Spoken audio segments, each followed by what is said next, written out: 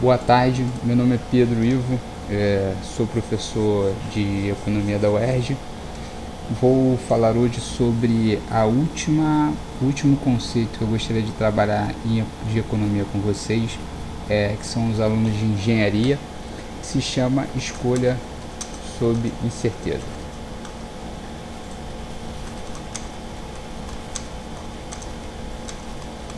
Bom, o conceito de escolha sob certeza serve para você mensurar ou qualificar ou classificar ativos, ou seja, bens, na presença de risco. Risco pode ter como sinônimo incerteza, então nós podemos trabalhar escolha sob incerteza como avaliação de risco. Tá? Então, como eu sei que existe uma demanda na área financeira para alunos de engenharia, seria bom vocês estarem cientes pelo menos de um conteúdo um pouco mais básico, mas que permita a vocês falar a mesma linguagem dos analistas e dos economistas quando trabalham com risco. E a primeira coisa quando a gente fala em risco, a gente tem bens na economia, e esses bens podem ser bens ou cestas, ou seja, um conjunto, vou botar aqui bens na economia, podem ser um bem ou um conjunto, e esse conjunto é chamado de cestas. Só que em nenhum momento a gente associa risco a esse bem, então, ou essa cesta. Então, quando você está falando uma cesta associada a um risco, ou seja, eu posso colocar da seguinte forma, um vetor de bens, né? Um vetor de bens com I bens, e a esse vetor eu posso associar uma probabilidade. Agora, uma cesta associada ao risco, ou seja, um conjunto de bens associado a probabilidades, eu dou o nome de loteria.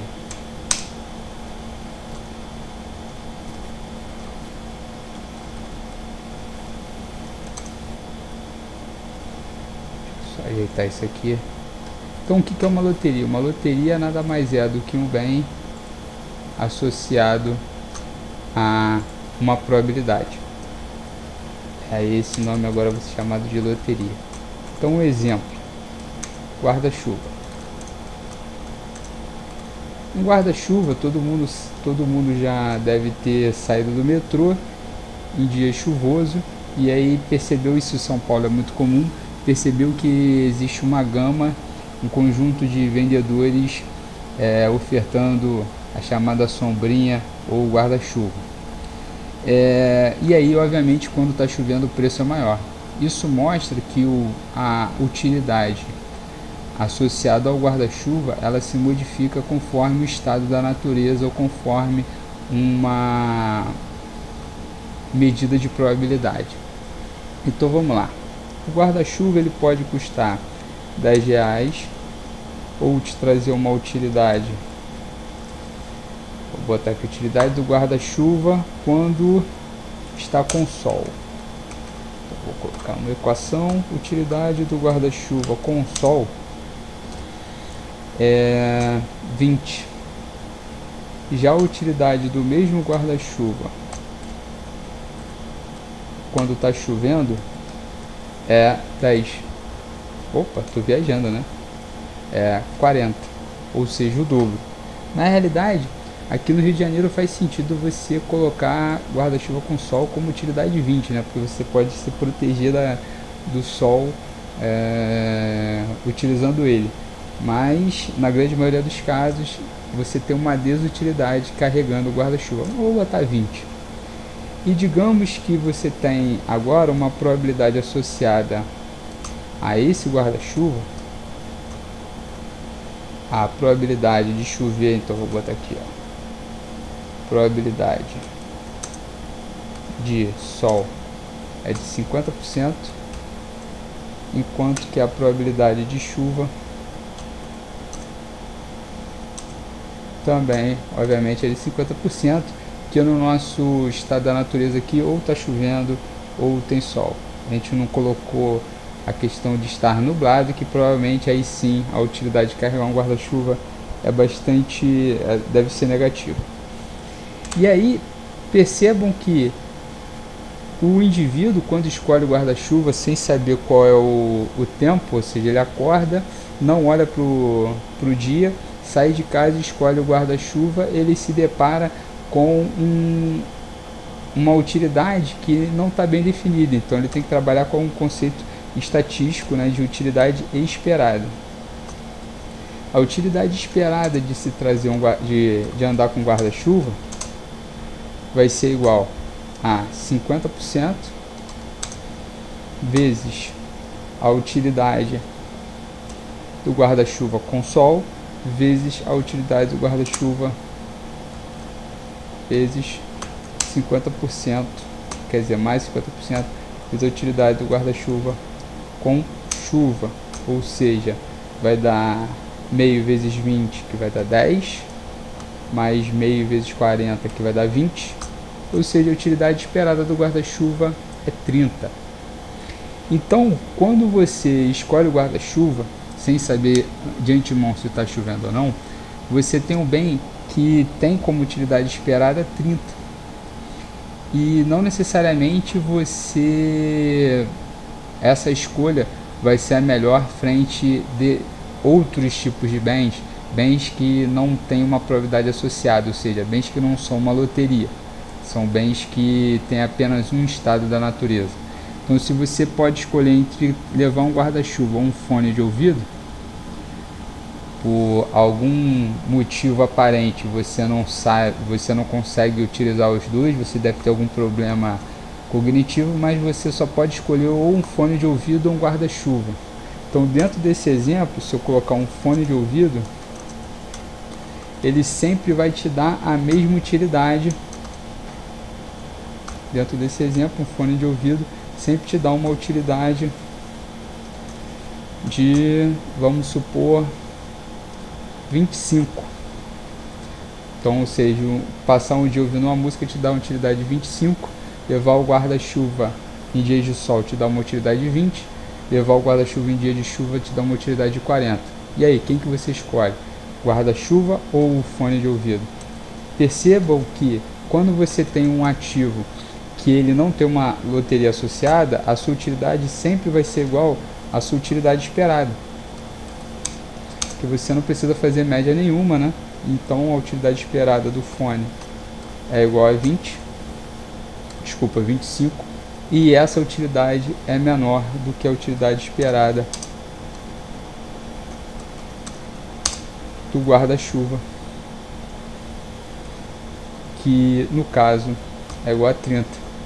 Então a escolha desse indivíduo vai ser sempre por optar por trazer o guarda-chuva e deixar o fone de ouvido em casa, pelo menos durante esse período.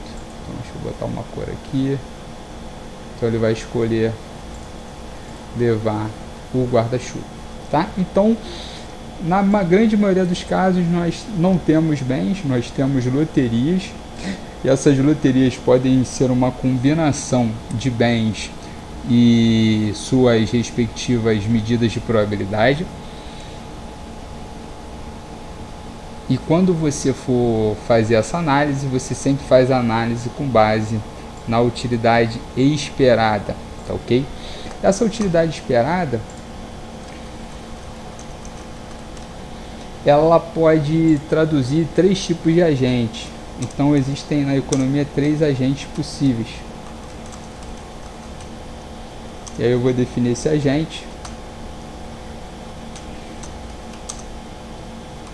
Então você tem o caso de um indivíduo avesso ao risco, que é o indivíduo mais comum, que ele apresenta uma relação côncava.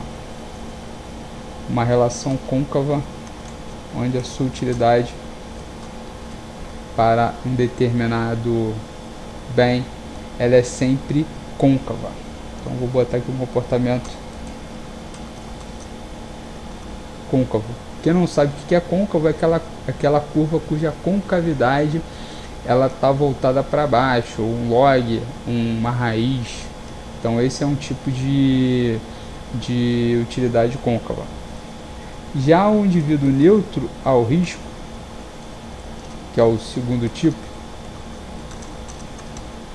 esse indivíduo ele possui uma utilidade linear, ou seja, para ele tanto faz um ativo de risco quanto um ativo sem risco, porque toda vez que a sua relação for uma relação afim ou desse tipo linear, a média das probabilidades vai ser sempre igual à média do valor esperado. A gente vai fazer essa conta agora para vocês perceberem.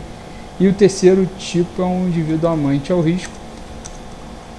Esse indivíduo amante ao risco, ele tem a característica de possuir uma utilidade convexa, ou seja, esse cara sempre prefere um ativo arriscado do que um ativo sem risco que paga a mesma coisa, ou seja, ele prefere a loteria ao prêmio dela. Então ela vai ter um comportamento convexo.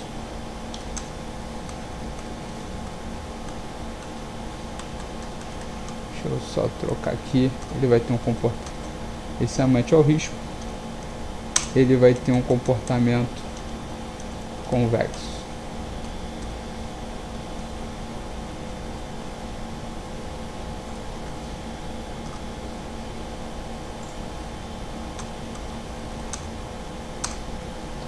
Perfeito.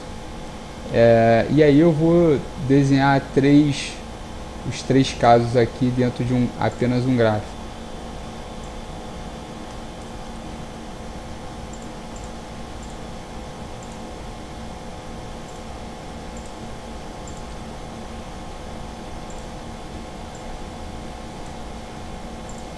Então vamos lá. O caso de um indivíduo neutro ao risco é o caso mais fácil possível, porque ele tem uma relação afim da utilidade com o retorno que ele está percebendo para um determinado ativo, ou seja, um retorno em termos de utilidade. Lembrando que aqui você tem uma medida da utilidade do bem, e aqui do domínio você tem a medida do bem. Então no eixo das abscissas você tem o retorno, você tem a medida do bem, que é o domínio, e aqui na imagem você tem a medida que esse retorno traz ao indivíduo. Eu vou encerrar o vídeo para não ficar muito longo e recomeço no próximo.